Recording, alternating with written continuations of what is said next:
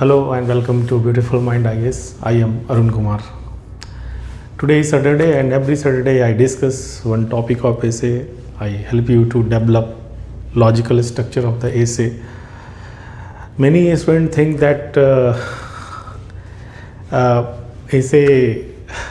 writing essay is a difficult of things. My students also give feedback. Sometimes philosophical aspects create a lot of problem with how to visualize the structures. And for this is the reason that I try to develop this essay on the spot without any help. And then I say that this will be the way to visualize the structure. आप ऐसे का एक logical structure जो visualise करेंगे वो बहुत difficult नहीं होगा. रैंडमली कोई भी टॉपिक ले लेते this is a topic that has been asked in civil service examination, that education is what remains after one has forgotten what one has learned in school. शिक्षा वो चीज़ है जो स्कूलों में जो आपने सीखा है और भूल जाने के बाद भी रह जाता है, उसी को हम शिक्षा कहते हैं. एक टॉपिक है, आप ऐसे में क्या होता है, आप उसको प्रूव नहीं करते हैं भाई, कॉम्प्रिहेंसिव डिस्कशन करते हैं हर एक एस्पेक्ट को देखते हुए. लेकिन सबसे बड़ी बात क्या है, the most important thing is that whether you understand the topic और नॉट. ऐसे के टॉपिक को आप बार बार पढ़िए. Education is what remains after one has forgotten, है ना. कि स्कूलों में जो आप पढ़ाई करते हैं और उसके बाद बाहर निकलते हैं प्रैक्टिकल लाइफ में, तो वो जो है बहुत सारी चीज़ें भूलते हैं. स्कूलों में ये पढ़ा था वो पढ़ा था, तो उसके बाद जो रह जाता है वही आपका एजुकेशन है ना. अब आप इसको देखें तो इसके दो एस्पेक्ट्स निकल के आएंगे, नहीं आए. देखिए आप गौर से, that you want to say that this education, real educations का जो इंटरप्रिटेशन यहाँ हो रहा है, दो एस्पेक्ट्स में हो रहा है. कि आप जो है एक मेमोरी कहते ना, जो आप what remains after one has learn, forgotten the things. जो स्कूलों में आप जो सीखा है वो सब भूलने के बाद जो बच जाता है वही आपकी शिक्षा है. तो इसमें एक मेमोरी एस्पेक्ट है ना. गौर किया हो आपने? ठीक है, हम इसका एक वो मतलब समझेंगे पहले, लेकिन इसको समझते हैं. तो ये इसको हम मेमोरी और वर्सेस माइंड के एस्पेक्ट से भी समझ सकते हैं. और एक है कि इसका इंटरप्रिटेशन ये भी हो सकता है. पहला तो ये हो सकता है कि भाई आपकी मेमोरी में है, लेकिन रियल लाइफ में आप आते हैं तो बहुत सारी चीज़ें मैच नहीं करती, तो आपका वो ख़त्म हो जाता है, भूल जाते हैं और एक दूसरी दुनिया में जीने लगते हैं, है ना. तो वही आपका एजुकेशन है. यानी जो ट्रांसफ़र ऑफ लर्निंग होता है, जो मेमोरी जिस चीज़ का वो तो रह जाता है, बाकी आप भूल जाते हैं. तो ये ठीक है, ठीक है. दूसरा ये हो सकता है कि थियोरेटिकल वर्सेस प्रैक्टिकल. इस एस्पेक्ट में भी है कि भाई स्कूलों में जो हम सीखते हैं that is largely theoretical things, conceptual things. यहाँ जो रियल लाइफ में होता है वो व्यवहारिक चीज़ें होती हैं, जो जिसमें हर चीज़ लॉजिकल नहीं होता, हर चीज़ कॉन्सेप्ट ड्रिवन नहीं होता. डेटा अलग बोल सकता है, आइडिया कुछ अलग होता है ना. तो इस तरह की चीज़ें आपको प्रैक्टिकल लाइफ अलग होता. Now question, education is what. तो आपने जो सीखा है एजुकेशन स्कूलों में, इसका इंटरप्रिटेशन क्या होगा. आप देखिए कि भाई चलिए पहला को देखो, थोड़ा एलोबरेट करेंगे. पहले लाइन का एलोबरेशन होगा कि what you have learned in school. ठीक है, तो वो आपके कहाँ है, वो आपकी मेमोरी में है या माइंड में है.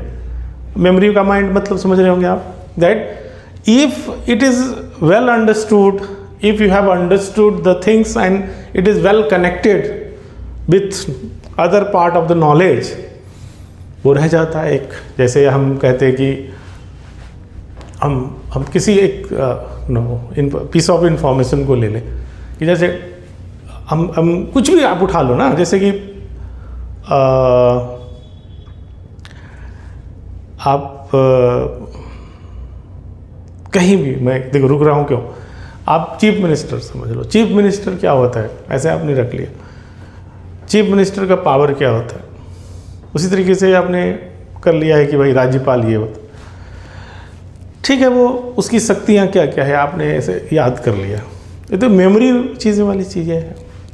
लेकिन अगर आपने किसी केस में देखा होगा कि that what was the key role of the governor in this case, जहाँ पे सिंगल मेजॉरिटी पार्टी नहीं आती कोई, तो गवर्नर का रोल बड़ा इम्पोर्टेंट होता है।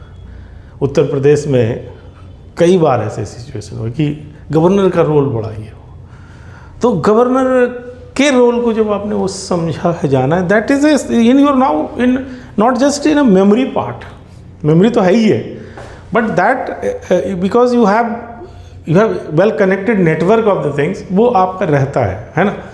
तो आपकी मेमोरी इंफॉर्मेटिव थी, जस्ट डिक्लेरेटिव मेमोरी टाइप की, हम जानते हैं केवल, और एक होता है कि नहीं आपने उसको यूज़ किया है ना, आपके इमोशंस जुड़े हुए हैं, आपके हर चीज़, तो वो माइंड का माइंड मतलब उसमें थिंक आपने क्रिटिकल सोचा है, उसके रोल को क्रिटिसाइज किया है। I am giving you one example, तो that could be use for another things, कुछ भी आप उठा लो।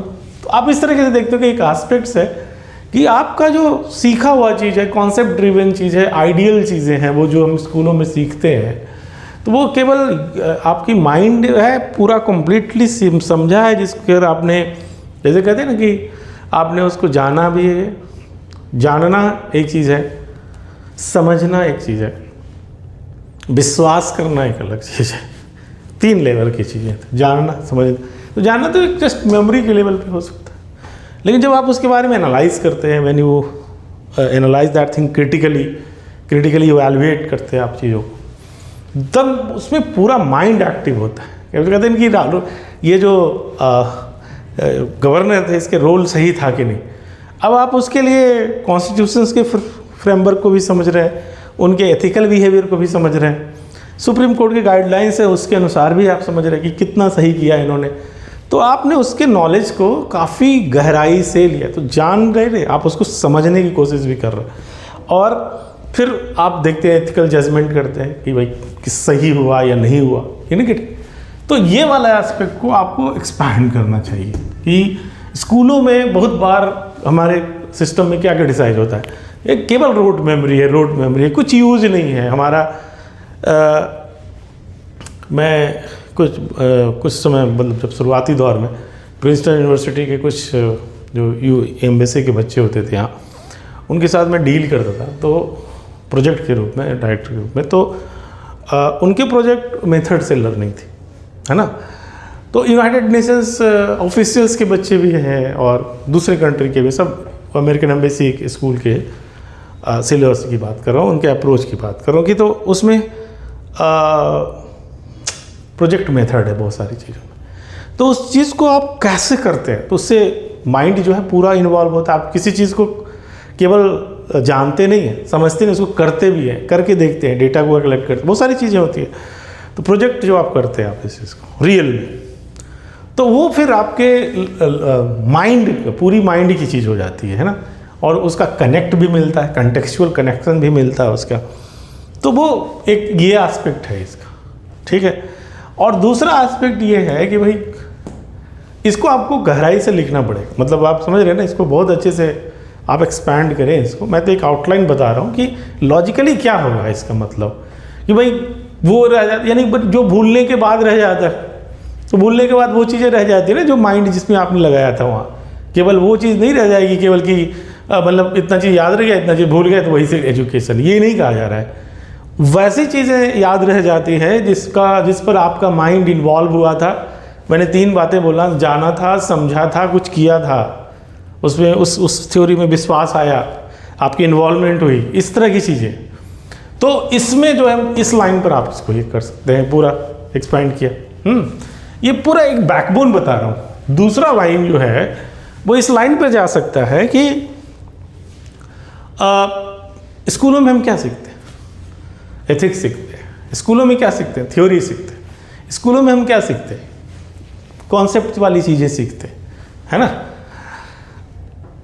रेड लाइट जंप नहीं करना चाहिए, रोड पे ऐसे चलना चाहिए, नहीं, ये सब चीज़ें हैं, वो एक थ्योरेटिकल चीज़ें होती हैं। जब हम प्रैक्टिकल लाइफ में आते हैं तो देखते हैं कि बहुत सारी चीज़ें एक दूसरे से टकराती हैं। लगता है कि सभी को रूल फॉलो करना चाहिए, हम आंखों के सामने देखते, कई लोग नहीं करते। हमें एथिकली बिहेव करना चाहिए, आंखों के सामने देखते वो नहीं करते, हम घरों में देखते वो नहीं होते। तो वो थ्योरी था और ये प्रैक्टिकल था। प्रैक्टिकल लाइफ का मतलब व्यवहारिक ज्ञान होता। अब इसमें दोनों में जो कितना करस्पॉन्डेंस है एंड कोहेरेंस, इस बात की देखिए, वही चीज़ें रह जाती है जो जिनमें कोहेरेंस है, जिसमें करस्पॉन्डेंस है, मतलब जो चीज़ें आपने सीखा वही आपने लाइफ में किया है। बहुत सारे आपको एग्जाम्पल याद आ रहा होगा कि बहुत सारे लोग मिसफिट कहे जाते हैं। क्यों भाई, एडमिनिस्ट्रेटर अच्छा नहीं है, क्यों?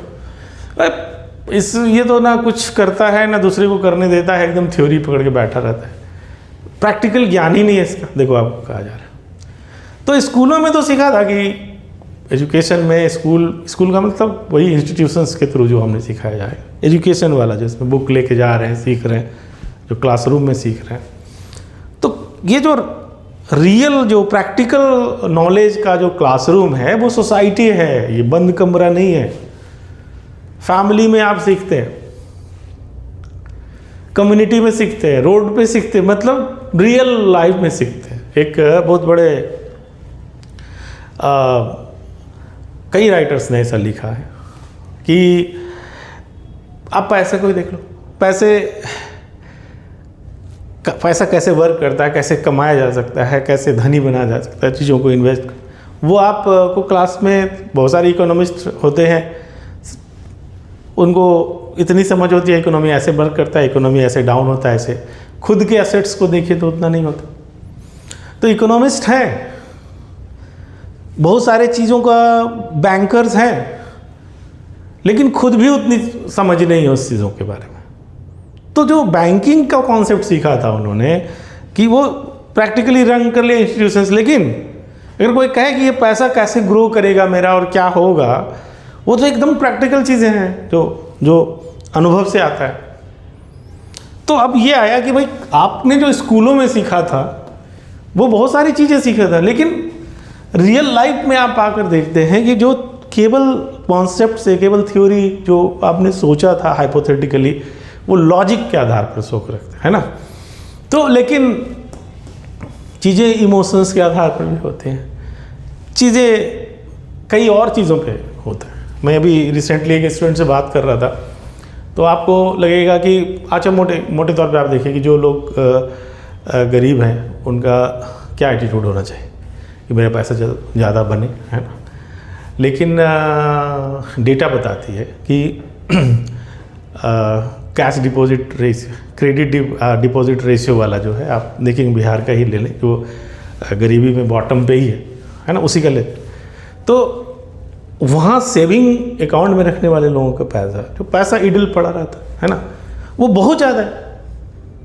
तो आप लॉजिकल देखेंगे तो अरे उनको तो और ज़्यादा ग्रोथ वाले चीज़ों में करना चाहिए, लेकिन वो तो सेविंग अकाउंट में रखते हैं।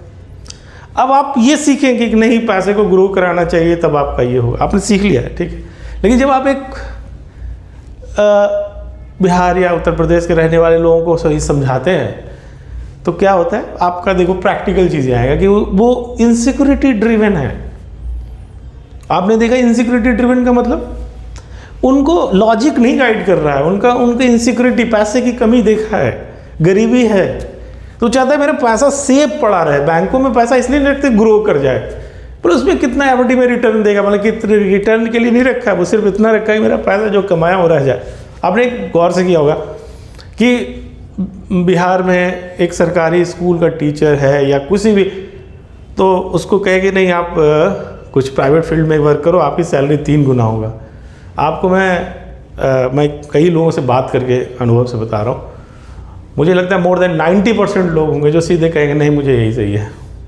एक में 15,000 का दे दो लेकिन सिक्योर जॉब, और दूसरे में 50,000 का जॉब, लेकिन बोला कि इसमें सिक्योरिटीज नहीं है जॉब सिक्योरिटी, वो बोलेगा नहीं मुझे यही चाहिए। देखो 3 गुना ज़्यादा दे रहे सैलरी, तब भी नहीं करेगा। इसमें आपका एजुकेशन क्या कह रहा है? आपने पढ़ा होगा एजुकेशन क्या कह रहा है आपका, लेकिन जब आप प्रैक्टिकली देखोगे तो लगेगा कि हाँ कुछ मैच करेगा। सारे के सारे कंट्राडिक्ट थोड़ी होते। अब्राहम, हम लोग साइकोलॉजी बैकग्राउंड के हैं, तो आप अलग अलग लोग अलग अलग बैकग्राउंड के होते हैं, तो अब्राहम मास्लो मैनेजमेंट में देखो या कहीं भी एक थ्योरी देखो क्या मोटिवेट करता है इंसान को। पहले उसने कहा कि देखिए कुछ लोगों का मोटिवेशन है वो सर्वाइवल के लिए है, तो अपने पैसे बचाएगा ना। और अब कोई पंजाब से है या कोई रिच जैसे गुजरात से, वो पैसे को बचाने की जगह और ग्रोथ पे करेगा, क्योंकि वो फैमिली में सीखा है, वो कहीं अपनी कम्युनिटी में सीखा है, स्कूलों में वो नहीं सीखा है उस चीज़ों को। तो अब देखिए आप ये प्रैक्टिकल ज्ञान यानी व्यवहारिक जो है, यानी जो सोशल लाइफ का चीज़ें हैं, और जो थ्योरेटिकल है ना, वो टकराते हैं। एक आपको समझ में नहीं आएगा कि ऐसा क्यों कर रहा है, लेकिन बिल्कुल आप देखेंगे तो दोनों अपने अपने जगह सही है।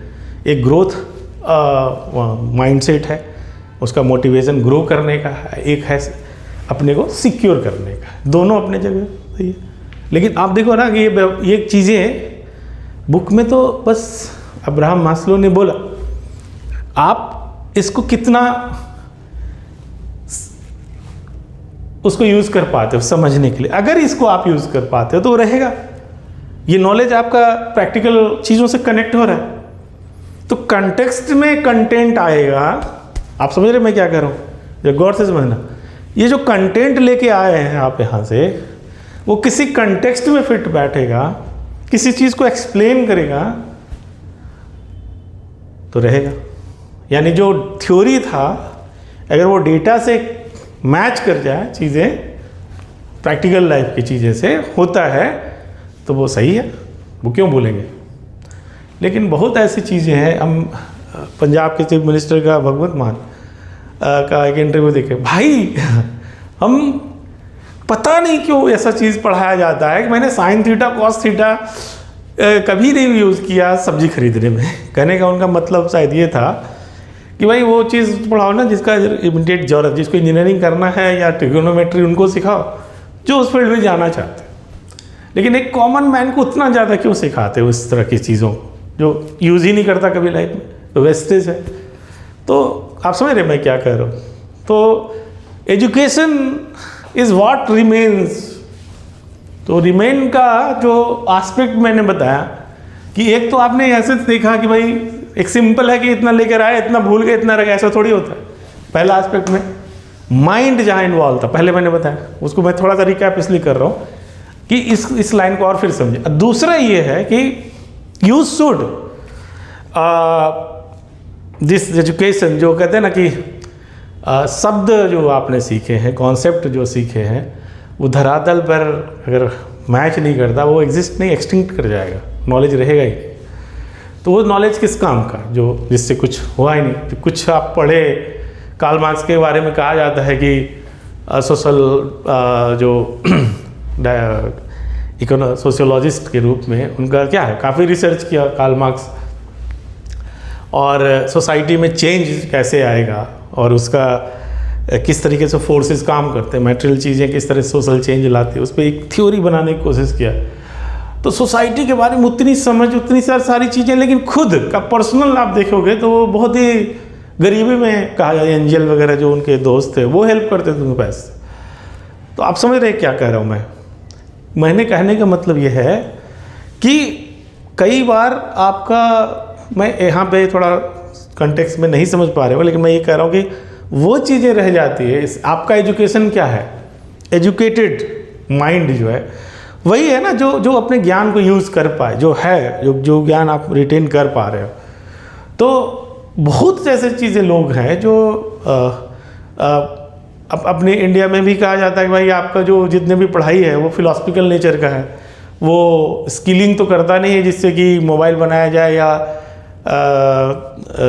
बेसिक चीज़ें किया जाए, तो इक्विपमेंट डेवलप किया जाए, यानी कि जॉब ओरिएंटेड नहीं है। कहते ना इंडस्ट्री और एकेडमिक में कनेक्ट नहीं कहते, जनरली आपने देखा हुआ पढ़ा हुआ है, तो वो एक्चुअली वही बात है।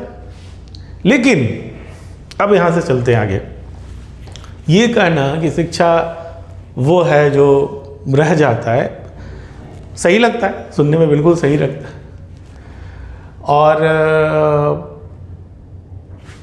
पर एक बात है, इसका एक स्टेप थोड़ा आगे जाकर देखते हैं, है ना। देखो, मैंने आपको ये सिखाना है कि लोग जो है कम नॉलेज पे भी ऐसे लिखेंगे। कई लोगों के माइंडसेट में ये रहता है कि मैं एक बार बढ़िया से सब कुछ पढ़ लूँ तब ऐसे लिखना शुरू करूँगा। मेरे क्लास में बहुत सारे लोग रहते हैं ऐसे आते मिलते, तो मैं एक सलाह दूंगा, अगर तुम्हारे पास अभी चाकू है ना, उसी से लड़ाई कर लो। अगर तलवार होगा तो लड़ लेना उससे, और जब आर्टिलरी वगैरह, जब राइफल्स और तोप होगा तो उससे लड़ लेना। लेकिन जिस लेवल पे है आप उस लेवल पे लिखो। ठीक है, कोई बहुत ज़्यादा नॉलेजेबल है, बड़ा कोट लिखेगा, ये करेगा, लेकिन चीज़ों की बुनियादी समझ तो सबकी है ना। एरिस्टोटल ने क्या कहा था वो अलग, चलो मैं नहीं मानता, मुझे नहीं मालूम क्या कहा था, नहीं, लेकिन मुझे अपनी समझ भी तो है, हमारे दिमाग भी तो है, आपके पास भी अपने भी अनुभव तो है, अपने बेसिक नॉलेज भी तो है, उससे भी तो लिख सकते हैं। मेरे पास दिमाग नहीं क्या, आपके पास दिमाग नहीं क्या, जो लिखा हुआ उसको समझ पाए कि क्या कहा जा रहा है। एरिस्टोटल ने क्या कहा था और कबीरदास ने क्या कहा था, मैं कुछ देर के लिए साइड कर लेता हूँ, तब भी तो इस चीज़ को लिखेंगे ना कि क्या मतलब हुआ इसका। तो आप इसको समझो ना, रादर देन कि ये कोट लिख देंगे वो कोट लिख देंगे। जब आप जैसे एक्सरसाइज करते हो ना, तो ये बॉडी का मसल सही होता है, उसी तरीके से कई लोग मानते हैं कि लिखने से इससे हो जाएगा। लिखने से कुछ नहीं होगा, आप देख देख कर लिख रहे हो, यूट्यूब में देख लिया, उसी को पॉइंट बना रहे हैं, नोट्स बना रहे हैं, उससे कुछ नहीं डेवलप होना है। होना तब है जब आप खुद सोचना शुरू करो इस पर, जितनी भी नॉलेज है।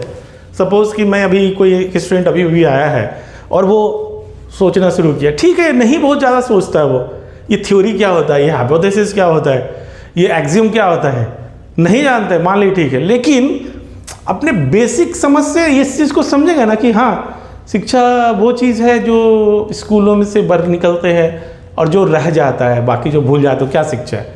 जो ज्ञान है ही नहीं, वो मेमोरी को नॉलेज थोड़ी कहते हैं। मेमोरी में है तो आप जानना और समझने में बहुत अंतर है, ये कहता है ना, ये माइंड और मेमोरी यही। तो ये तो कोई भी कह देगा ना, साइकोलॉजी पढ़ना जरूरी है क्या, इसके लिए फिलोसफर होना जरूरी है क्या, बताओ आप। तो ये जो आपकी बेसिक समझ है, उससे आप जो लिखोगे ऐसे, है ना, उससे डेवलपमेंट होगा। कि अरुण सर ने ये बता दिया था, फलां सर ने ये बता दिया, चिल्ला सर ने ये बता दिया, तो ऐसे आप करते जाओ, वो कुछ नहीं होना है। रियल में अगर कहते ना कि बॉडी का मसल्स बढ़ेगा आपके एक्सरसाइज से, तो माइंड का जो मसल्स आप मान लो, अगर ब्रेन का नहीं कर रहा हूँ मैं, वो बढ़ेगा आपके थिंकिंग से। सोचोगे तब उस पर, आप किसी का असिस्टेड थिंकिंग मत करो, पहले खुद तो देखो कि मेरा माइंड कितना चल रहा है, क्या समझाऊं मैं। तो ये टॉपिक है, इसका मतलब क्या है तो लिख ही सकते ना। इसका इंटरप्रिटेशन पर्सपेक्टिव क्या रखेंगे, एक पर्सपेक्टिव तो ये जा रहा है, एक पर्सपेक्टिव ये जा रहा है, समझ रहे आप। तो आप अपने से देखो ना क्या डेवलप हो रहा है। तो जो भी लिखेंगे सेंसिबल आएगा अपने आप कि भाई हाँ ऐसा तो लगता है।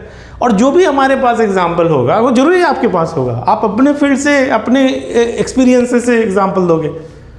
तो सभी लोग एक जैसा एक दूसरे को कॉपी करके अच्छा करें, क्यों करेंगे ऐसा। आपको कॉमन क्या होगा जो मैं बताता हूँ, कॉमन होगा इसका लॉजिकल स्ट्रक्चर।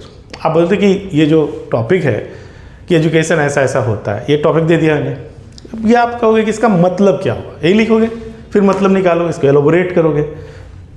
वैसा ही तो हो रहा है। अब कंटेंट में एग्जाम्पल क्या आएगा वो आप जानो क्या आएगा, वो मैं जानूँ क्या आएगा, सबका अपना अपना आएगा।